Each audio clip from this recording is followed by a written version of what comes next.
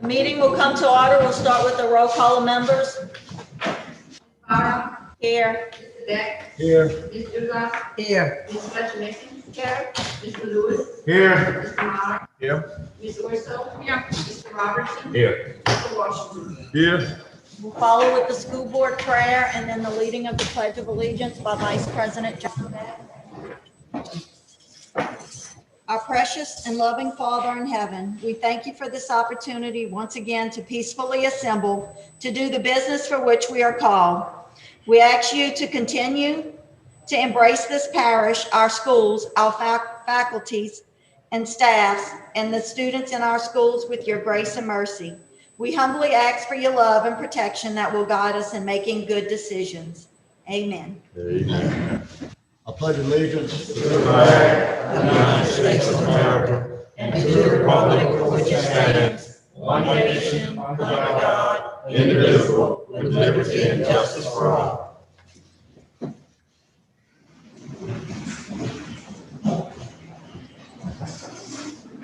Next, I need a motion to adopt the agenda. So move.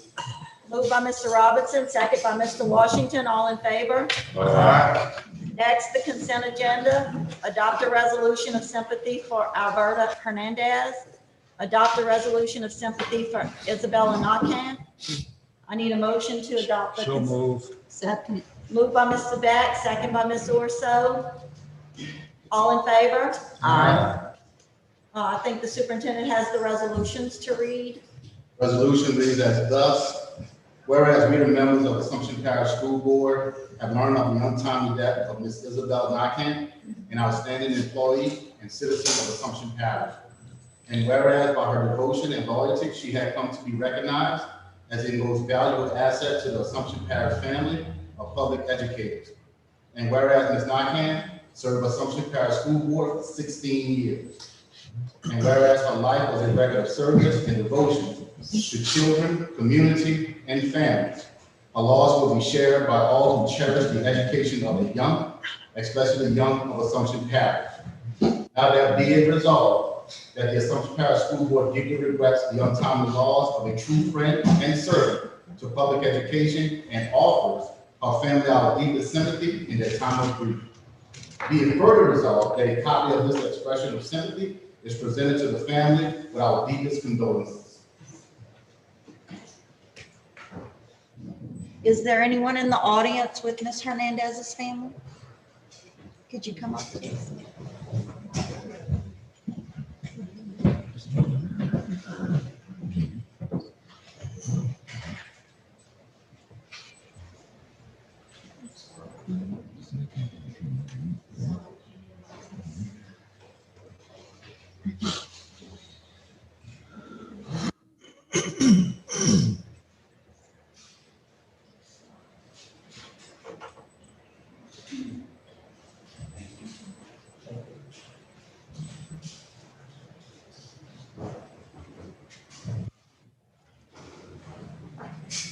Second resolution, whereas we, the members of Assumption Parish School Board, have learned of the untimely death of Ms. Alberta Hernandez, an outstanding employee and citizen of Assumption Parish.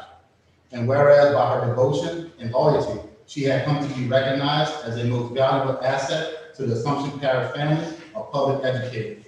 And whereas Ms. Hernandez served Assumption Parish School Board for 12 years.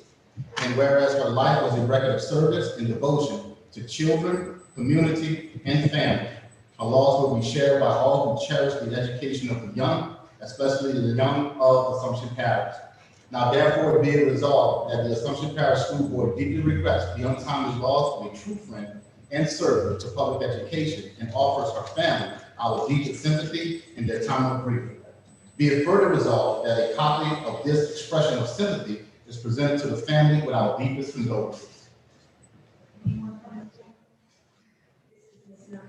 Got napkins. No, that's not good. Can't read it. Ms. Hernandez, thank you, ma'am. Ms. Nakhan family.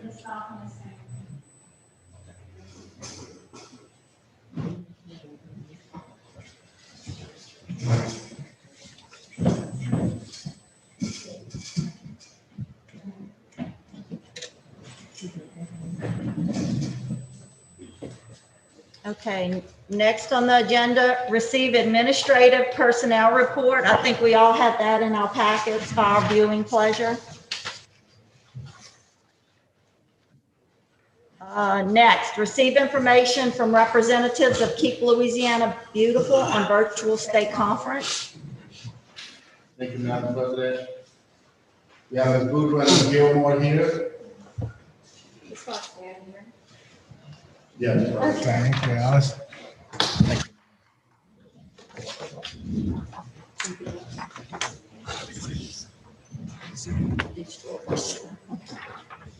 Thank you. I know most of y'all know us, can I take this off to talk? Thank you. Most of y'all know us, Keep Assumption Beautiful, it exists over 10 years from now, and Alice is an integral part of that, as you know, and is a part of the Assumption Parish School System with a master's degree plus 30 as well. I'll bring your attention to the first page, second paragraph. There is a state law about littering, teaching children about littering in Louisiana. Act 72, House Bill 111, signed into law by Governor Everett during the 2017 regular session, requires that litter education and prevention be taught in Louisiana public schools in kindergarten through 5th grade. So I just want to remind our principals that this needs to be part of the curriculum. Second, you put that over, I'm just going to go to the conference. There is a virtual state conference this year, and the first page is just in a short, six sessions. They're all going to be one time a week, and they're an hour and a half long. They will be recorded, so if this is inconvenient for you, you can watch it at another time. On the second and third page, it just breaks it down even further. So it's an interesting, it's got a lot of interesting topics, and something should appeal to you in some way. Does anybody have any questions? And the little candies you have up there are from us. Enjoy. I would just like to comment, every year, as the board knows, Ms. Gilmore and Ms. Boudreaux come before us, and this has been their passion and an effort to help keep our parish as beautiful as it should be. And as you know, that's a challenge.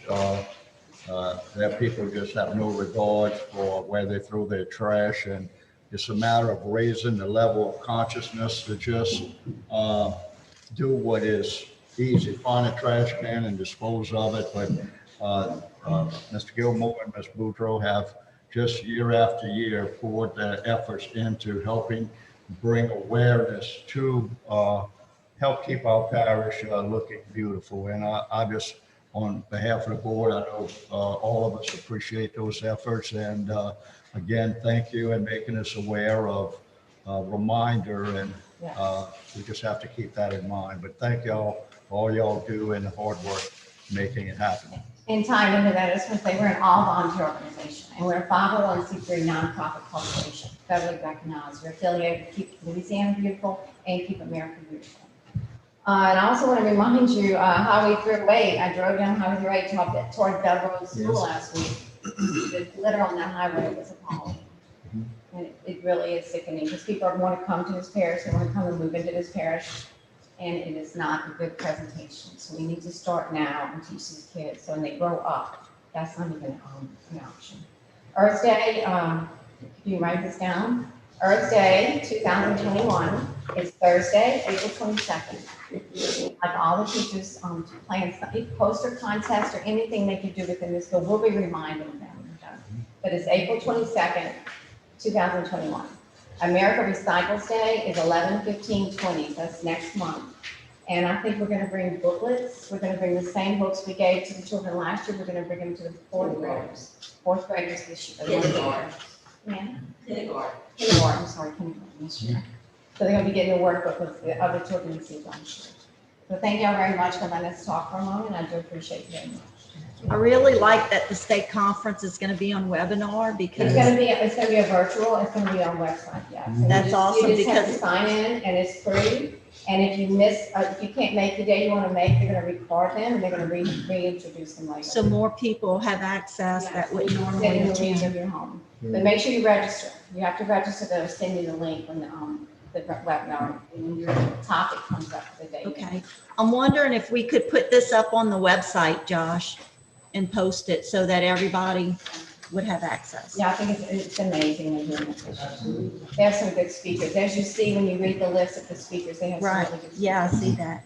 Thank you. Thank you very much. Thank you. Thank you. Thank you. All right. Next on the agenda, approve Title IX grievance procedures. I need a motion. So moved. Second. Moved by Mr. Lewis, second by Mr. Meyer. All in favor? Aye. Any opposed? Approve revisions to the 2020-2021 school calendar.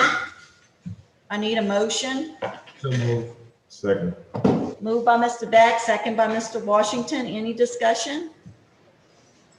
I just want to share, we just, for January the 6th, we moved that first day to January the 5th. So we're just going to come back a day early to make up the day that we missed for the hurricane. Okay, So it's good. just that one day? Just one day, yes, sir. Okay. All right. All in favor? Aye. Any opposed? Next, under budget, approve contract with Career Compass of Louisiana. So move. Moved by Ms. Orso, second by Ms. Dugas. All in favor? Aye.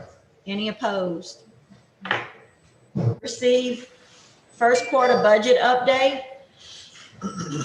Information. We have Ms. Randall. Good evening. As usual, every quarter we present you with an update for the budget. I think it is attached to your agenda. We have the general fund on first page and federal and state grants on the second page. The first page, of course, same format. First column lists your original budget that you all adopted on July 15th. Second column gives you your total revenues through September 30th and your total expenditures through September 30th. Of course, first quarter, there's not a lot of activity coming in from revenues. Most of our revenues are received in the second and third quarter, once we request reimbursements from grants and once we receive property taxes from the sheriff's office. So if you look at it for first quarter, I like to look at the percentages. First quarter should be about 20 to 25%. Our total revenues is about 15% in accordance to the budget. Of course, that's a little low, as I just explained the reason why. And when we look at revenues, it varies to each function code, but when we look at our total revenues, total expenditures, we're at 19% expended in accordance to the original adopted budget. Like I said, in first quarter, the average should be about 25%, so we're less than that. And one thing I do want to bring to your attention, I like to bring this to your attention at this time, the 70% instruction, we have a state mandate to meet our 70% instruction. We monitor that closely, and our percentage for 70% is 70.86. So we're very thinking that we'll be watching that very closely to make sure that we do not expend a lot in non-instructional areas. And if we have to, then we know we have to increase the instructional areas at the same time so that our percentage doesn't fall below the 70%. Any questions before I move to grants? I know this is not familiar to y'all, it's not unfamiliar. The second page with the grants, we met yesterday with federal programs, with all the federal programs directors, and just to review all of our grants and make sure that our expenditures are classified properly. I am not going into detail with all the grants, but just to give you all an itemized list of all the different grants we have, the award period, the award allocation, the total expenditures are listed there, how much we have expended through 9/30. There's really not a lot of activity that take place in the first quarter. A lot of our grants hire part-time people. Those part-time people began working in September. So when they began working in September, we don't pay them out until October. So none of their payouts and salaries are included in those numbers. So it's very minimal. The largest amount of expenditures in our grants right now is in the CARES Act. We purchase a whole lot of technology with our devices for our teachers, our devices for our students that we've been ordering with the CARES Act. So that grant has the biggest amount of expenditures charged to it. and you'll see the percentage requested and the balance. Again, second quarter and third quarter kind of give you a better outlook. We're, at September 30th, we're only with about 6 weeks of in school where there's actually, so there's minimal activity going on. And that's all I have for budget updates. Just a comment to inform the board. I had a conversation with Mr. B about, the conversation I thought was very, very good in terms of moving forward to be more proactive in determining what our needs are instead of reacting.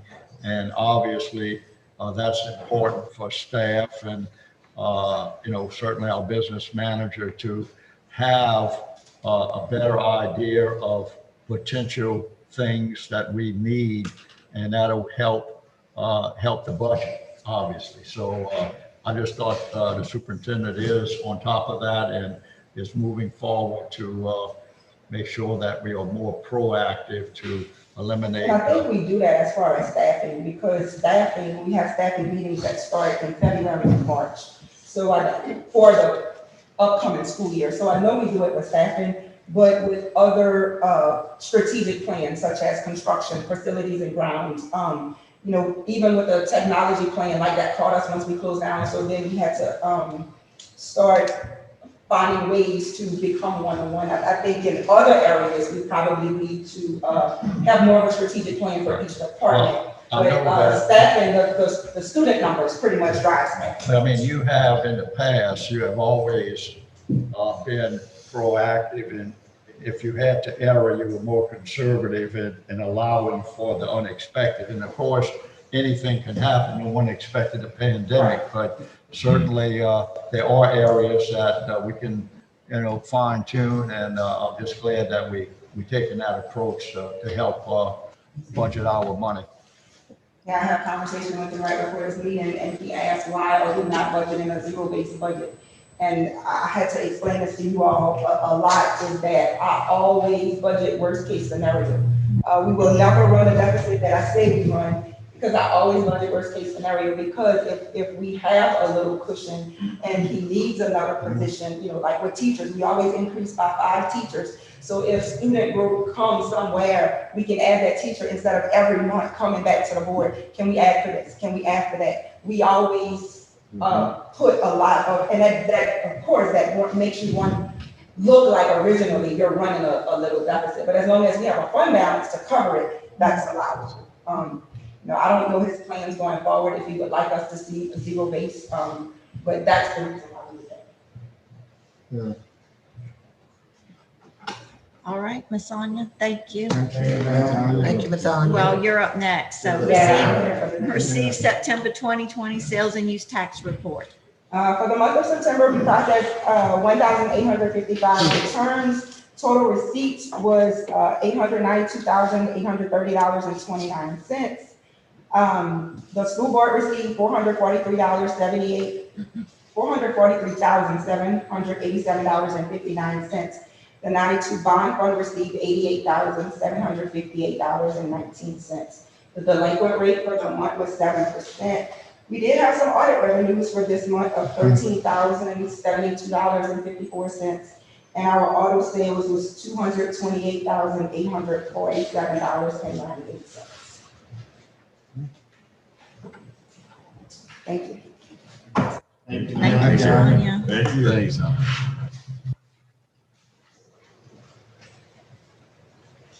Next, receive information on Ready Start grant.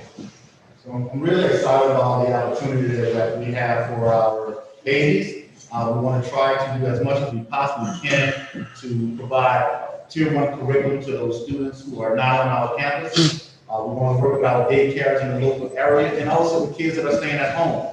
So this is an opportunity to help build our plan and let everyone know what we have to offer as it relates to early childhood interventions and things that we can do as far as educating our youth. So at this time, I'll turn over to Ms. Rachel. So if you can't tell by the mask that my cheekbones are up as he's talking, I am super excited.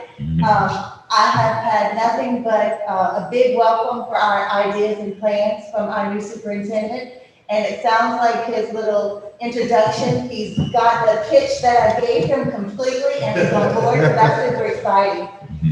If y'all remember, last year about this time at Delaware Primary School, I presented to you a paper that looks like this.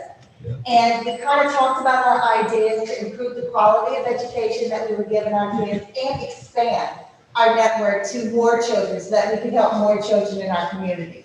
The first step of that was participating in something that was called a Get Ready Start. It was a little baby grant that the state offered. You had to apply for it, but they pretty much wanted whoever wanted to participate to participate. So we did apply for it. I've sat through numerous webinars and learned the process for the Ready Start grant. And then after you participated in Get Ready, you could either choose to apply for Ready Start or you didn't have to. You know, you could just say, oh, well, our district decided that it wasn't an idea for us. Whether you chose to apply for Ready Start or not, each early childhood network had to develop a blueprint.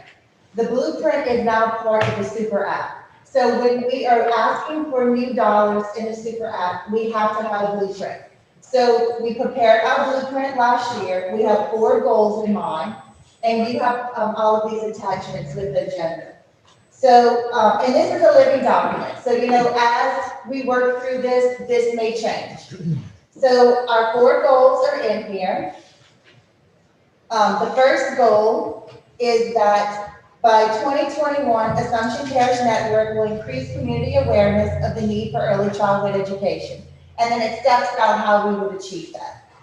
The second goal, by 2021, Assumption Parish Network will increase the number of 3-year-old children by 35%. The third goal, by 2023, the quality of early childhood education in the network will improve by increasing 100% of the classrooms to a rating of proficient or above in instructional support on the class observation tool. And then the last goal, by 2025, Assumption Parish will serve 25% of the birth to 2 population by providing access to high quality early childhood programming. So this is what our blueprint was, a detailed plan of how we would execute that. So then the task was applying for Ready Start. Well, when it was time to work on that, we had COVID, but it didn't stop us. We kept pursuing and we kept working hard, and I'm very proud to say that these are the districts that were selected for the cohort, and Assumption Parish is one of them. So with that, we were given access to a lot of professional development and $100,000 for 2 years. So you will see the budget that we have prepared for our first round of $100,000. And the state is asking that we really go heavy on the branding in year 1 and hiring a consultant, a marketing firm to help us with this branding. Because the goal is that if we build our brand and we do it correctly and we build the correct coalition, that later on we'll have some fundraising opportunities for businesses or organizations to help us with our initiative of providing more seats. For example, Jefferson Parish just got a $525,000 donation from a Baptist organization in their community. So as part of the Ready Start Network and building the brand, they're able to publicize what they're trying to do for the kids in their parish, and it paid off, pretty significantly. So you'll see that this is the detailed budget. And then the next thing that I included was kind of like with our blueprint of improving access and improving quality, what are all of the initiatives that we're doing and what are the different grants or funding sources that we have available and what are the things that we're doing. So this is kind of like bringing everything together and braiding all of our ideas into one place so that you can see the purpose of what we're doing with all of our different funding sources. And then the last thing I included was all the details of the expectations with the Ready Start Network. So we're tackling it a chunk in year 1, a chunk in year 2, and then after year 2, the funding goes away, but you're self-sufficient because you've already done everything that required additional funds. I know I said a lot in a short amount of time. If you have any questions, feel free to ask now. If not, y'all know how to get in touch with me. Well, And there's- I'll just say it's exciting with that money coming in, and I could tell with your passion and that it's going to be a good year. And again, it's so critical at the early age to have the tools necessary, because a good foundation, they move forward through the system much easier. Thank you for that report. Yes. Perfect. Thank you, Ms. Rachel. I'm looking on the first page where you have the Red Star grant of 100,000. It's indirect cost. What does that entail? And is that amount included in the $100,000 budget then? So, First page you have right there. yes, sir. Indirect cost is a percentage that school districts are allowed to charge to give back to their staff for operational reasons. For example, as excited as I am to do this, I do have to have the help of others in the district to pull everything off. So that is money that goes to our general fund to pay for operational things that is in kind to our department. For example, payroll helps facilitate things. For the business department, might process purchase orders, or I might need Mr. Darrell to help me with a accounting problem or such as that. It's common. We charge indirect costs pretty much any grant that is allowed expenditure, and it goes to our general fund. All right. So, And the percent is given to me, like that's the percent that is the last. The state determines our percentage for our parents. So we charge every single grant the exact same percent, if it's allowed. I'll give you an example. In LA4, it's not allowed. In LA4, there's a 10% administrative cost that's allowed, but not the 14. Yeah, and that fluctuates. It gets to be a little more every year. okay. Okay, good. Thank you much. Appreciate it. How long do you have to spend money when you have a grant? What amount of time is it written in that grant? Yes, every grant's different. Okay. So this particular grant, the fiscal year will end June 30th, and then we'll get our new round of money July 1. So what happens if this money is not spent?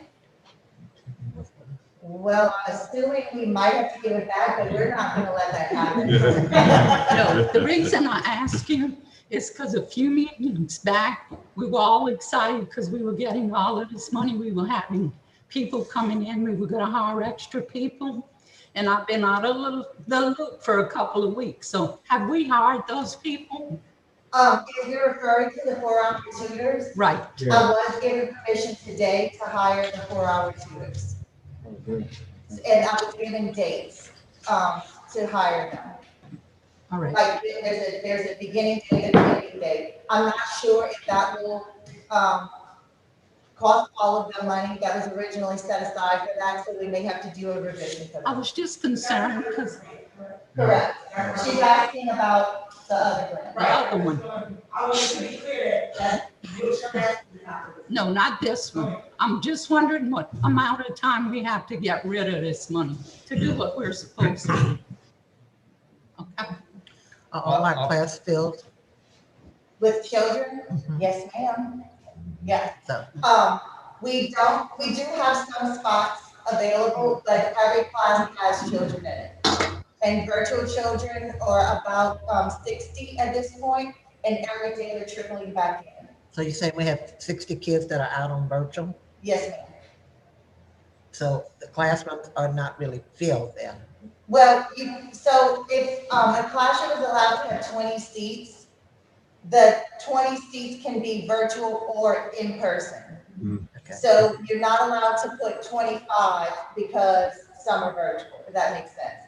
But if you're asking if every single preschool classroom has 20, they don't all have 20, but they all have children. Okay. And we did end up closing one classroom in Bell Rose because there was not enough children. So So- you put in Bell Rose, usually we have We a, did that before the school year started because enrollment was down. So there are 3 classrooms still, 2 Head Start and 1 pre-K. one of the Head Start rooms now has 4-year-olds and 3-year-olds in it because, as y'all know, we're universal pre-K for 4-year-olds. Mhm. So we never deny a 4-year-old to come to school. So sometimes that means they have to go into the Head Start room if there's not enough classroom space in 4-year-old rooms. Did I answer your question? Okay. All right, Miss Rachel, thank you. All right, thank you. Next, authorize the superintendent to solicit requests for proposal for sales tax software system. So move. Second. Moved by Mr. Lewis, second by Mr. Meyer. All in favor? Aye. Any opposed? Next, authorize the superintendent to advertise for paper goods, cleaning supplies, and chemicals for the period of January 1, 2021 through December 31, 2021 for the maintenance department. So moved. Moved by Ms. Dugas, second by Ms. Orso. All in favor? Aye. Any opposed? Next, receive information on Medicaid claim reviews. Is it information? It's listed as an action item. No, information. Information.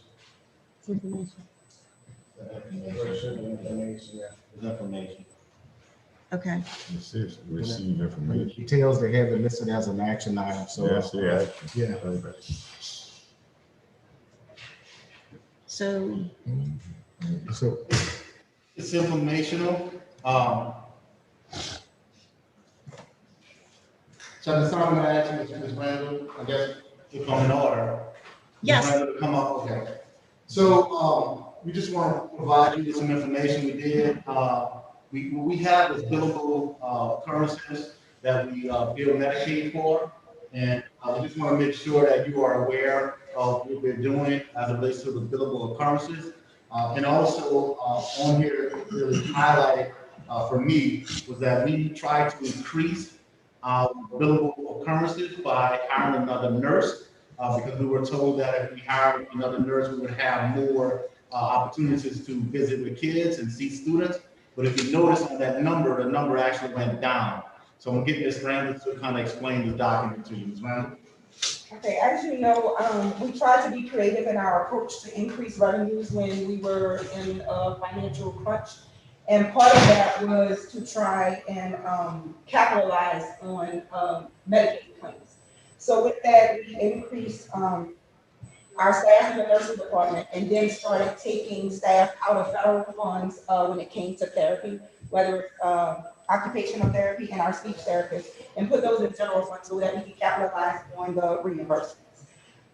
What I did, the 2018, 2019 was our first year, and we had a real good first year. I mean, we profited about $300-something thousand from that program in the first year. So we were very excited about that, and we were hearing from our staff, our boots on the ground, is that we're very limited. We're cut short, we're stretched thin. If we could get more staff in, we can see more kids, and those numbers can increase. And while last year was a year of COVID, we were closed pretty much March, April, and May.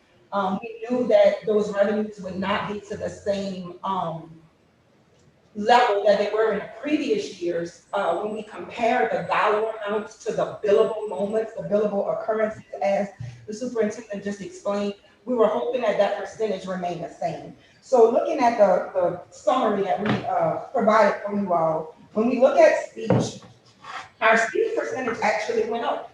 2018, 2019, we received 48%, we received reimbursement for 48% in the first year, and last year we received reimbursement for 53%. So that, you know, the revenues were down by about $1,000, but we're looking at the percentage of the occurrences, the percentage of children that they're seeing that are billable moments. So our speech did increase, and we are excited about that and hopeful that that will continue for this fiscal year. When we look at therapy, and therapy here means occupational therapy. In our first year, we did a little over 26%, and last year we almost did 25%, very close to 25% of our occurrences. And where that percent went down, the percentage went down by at least 1%, we did collect $1,000, or the average. I'm sorry, the average was reduced by just about $1,000 less. But again, that was still in ballpark. Last year was, you know, a year where we had less occurrences. But the concern here is our nursing, as the superintendent just brought up to you all. When we looked at it in 2018, 2019, actually, it was last November where we increased our nursing staff by one additional nurse, because we were excited that we were getting about $30,000 per nurse back in reimbursement. When we look at last year, the average went down to only 18,000 per nurse. So that average dropped by at least 11,000 per nurse. We will bring them to the, have a meeting and just try and see what happened, what could we do differently. We have more staff. We were told with the more staff, they can see the kids and be able to build more. We look at it from month to month, and I have all the background detail here. We look at it from month to month, and each month, the occurrences, the number of people that they were seeing went down by like 800, 1,000. It wasn't like 100 and 200 each. And the kids numbers are going down, but it's not going down by 1,000 kids. You know, we only have 56 kids left. So we don't know what the hiccup is there, but we want to get back to our first year numbers. So we're going to have our conversations. We're also exploring with the pandemic going on and with the social emotional issues that we're having in our schools. Medicaid population is reimbursing at a higher rate for mental health. Our social workers, our counselors, we did add additional social workers to our staff for this year. We actually have a meeting set up with EIS MedClaims, our third-party vendor, who we are able to build through. And they will tell us what elements we need to explore to now add social workers and counselors on this, so we can tap into those services when those people are treating kids for mental health issues. So we hope to explore that also. The news from this is not as good as it was last year. And you know, we're going to use this year as another year of just getting data and assessing the data, and we hope that we can improve. Instead of doing this on an annual basis this year, we'll look at it more on a quarterly basis so that we can attack it during the year rather than wait till after the year and see how we made out for next year. Thank you. Thank you. Thank you, Ms. Thank Owen. you. Next, under Facilities and Grounds, authorize the superintendent to advertise for lawn service bid. So moved. Second. Moved by Mr. Washington, second by Mr. Beck. All in favor? Aye. Any opposed? Question, Madam President. Did you recall how long we advertised for this position, for this service? 30 days. Okay, thank you, Sharon. Appreciate it. All right, next, request to enter into executive session pursuant to Louisiana Revised Statute 4217A2 to discuss the status and strategy concerning prospective litigation related to formal written demand from the Louisiana School Bus Operators Association for school bus operational pay. So move. Second? Moved by Ms. Urso, second by Ms. Dugas. All in favor? Aye. Any opposed? Oh, wow. Next.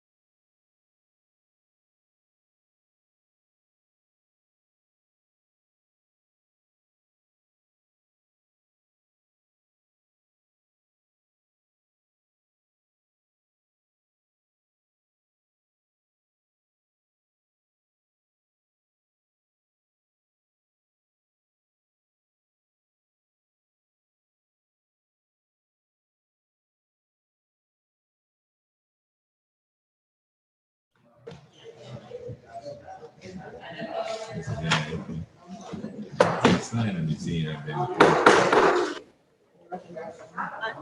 I need a motion to come back in the session. So move. Moved by Ms. Dugas, second by Mr. Robinson. All in favor? Next would be consideration of any actions deemed necessary resulting from the executive session to discuss formal written demand from the Louisiana School Bus Operators Association. No action to take, and I think everything else is done. So I need a motion to adjourn. So moved.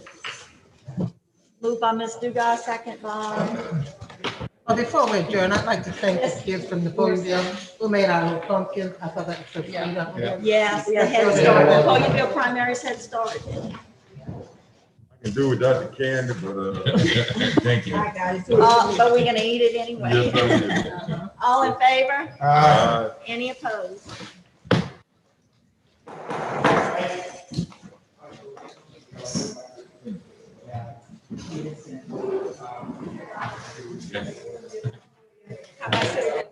Yeah. Still on. Look, look, put them on.